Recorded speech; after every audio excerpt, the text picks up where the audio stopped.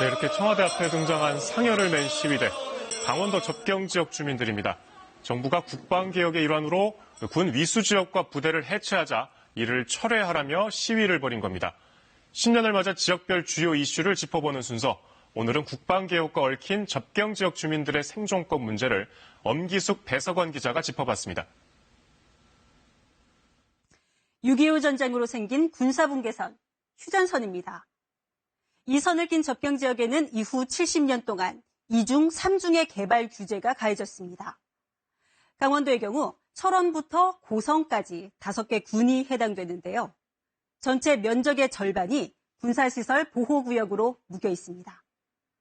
이 5개 지역의 상주 인구 25만여 명 가운데 10만여 명이 군인입니다. 지역의 생존을 군부대에 의존할 수밖에 없는 구조입니다. 그런데 지난해 정부가 국방개혁 2.0을 추진하면서 접경지는 인구 감소의 기로에 내몰리고 있습니다. 먼저 군 위수 지역이 해제되더니 뒤이어 군부대 해체가 추진됐습니다. 특히 전국의 해체 대상 부대 가운데 군단은 2개 가운데 하나, 사단은 4개 가운데 3개가 강원도에 몰려 있습니다. 이로 인해 앞으로 2, 3년 안에 강원도 접경 지역을 빠져나갈 인구가 최소 3만여 명에 이를 것으로 추산됩니다. 양구나 화천 같은 작은 군 하나가 통째로 사라지는 셈입니다. 이 지역들 요즘 경기가 어떤지 배석원 기자가 화천을 살펴봤습니다. 군부대 인근의 상가 골목입니다. 편의점 문이 쇠사슬로 잠겨 있습니다. 진열대는 텅 비어 있고 먼지와 쓰레기만 남아 있습니다. 폐업한 지 1년이 다 됐습니다. 조금 더 가니 임대 현수막이 내걸린 커다란 건물이 나타납니다. 6층 가운데 3층이 비어 있습니다. 위수 지역이 해제되고 나서부터는 완전히 줄더라고요. 한 80% 줄더라고요. 지금 뭐 IMF는 저리 가래요. 숙박업소도 하나둘 문을 닫기 시작했습니다. 단골이었던 군인과 면회객들이 위수 지역이 해제되면서 대부분 도회지로 옮겨갔기 때문입니다. 지금 완전히 경기가 없어요. 2주에 뭐 하나 정도 들어올까 말까 한 거네요. 뭐. 늦어도 한 달 안에 폐업할 예정이에요. 전기세도 안 나오는 거예요. 평일에도 군인들로 북적이던 PC방도 요즘은 거의 개점 휴업입니다.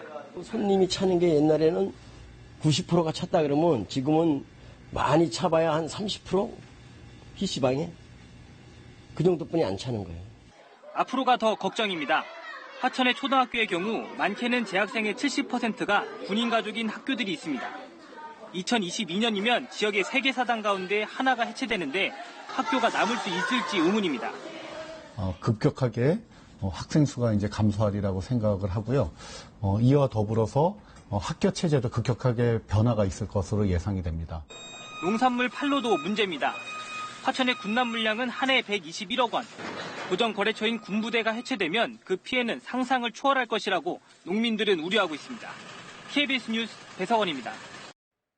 2019년 12월 2일 부대 해체를 명받았으며 부대 해체식을 끝으로 7구 포병대대의 이름은 역사의 길에서 멈추게 되었으나 지난해 열린 인제의 7구 포병대대 해체식 장면입니다. 곧이어 양구의 2사단도 해체되는 등 부대 해체가 이어지고 있습니다. 접경 지역 주민들이 바라는 건 생존권 보장입니다. 군부대 유휴 부지를 활용하고 군사 규제를 완화해 개발이 되도록 해달라. 접경 지역 지원을 법으로 규정해달라는 것이 대표적인 요구입니다. 하지만 정부는 군사 보안을 이유로 정확한 부대 이전 시기도 규모도 알려주지 않고 있어 자치단체나 주민들이 대책을 마련하기도 쉽지 않은 실정입니다. KBS 뉴스 엄기숙입니다.